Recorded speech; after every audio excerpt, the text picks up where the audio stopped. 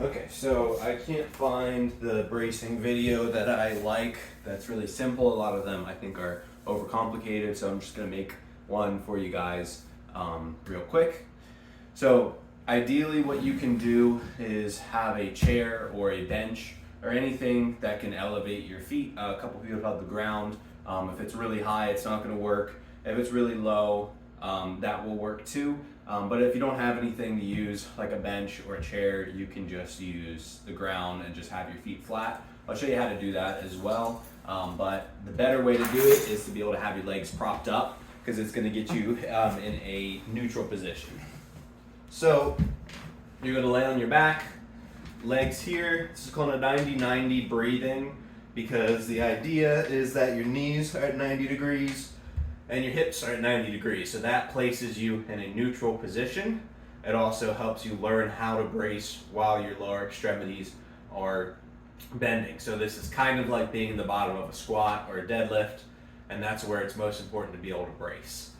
So the drill is you want to have one hand on the ground and one hand on your stomach to start. What you're going to try to do is, when I lay here, I can arch my back and I can fit my hand underneath.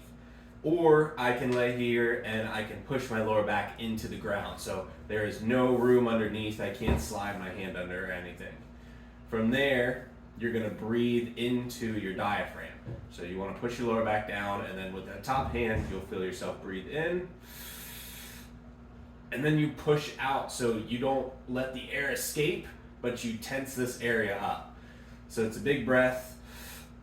And then you literally can put your tongue against the roof of your mouth and push out. Don't let the air out.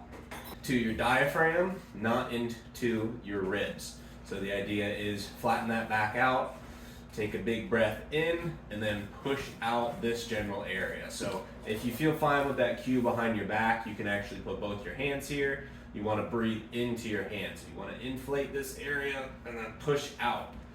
So it's hard to breathe while you do it. It's tense. I can talk while I do it because I practice it a lot, but normally when you first start, you're gonna have to hold your breath, and I want you to hold it for about 5 to 8 seconds. So if you can count in your head 5, 4, 3, 2, 1, eventually work up to 8 seconds, and do that for about 5 times. Okay, so we're gonna go 5 reps. We go. If you feel a lot of pressure in your head normally, that's okay. That just means that you're bracing your abdomen correctly. So breathe in, push out,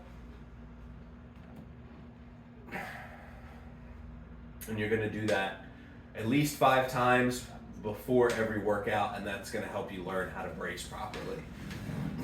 So from there, once you start learning how to do it on the ground, you'll be able to think about bracing. Same fill here. Big breath before you do a deadlift, before you do a squat, really before you do anything.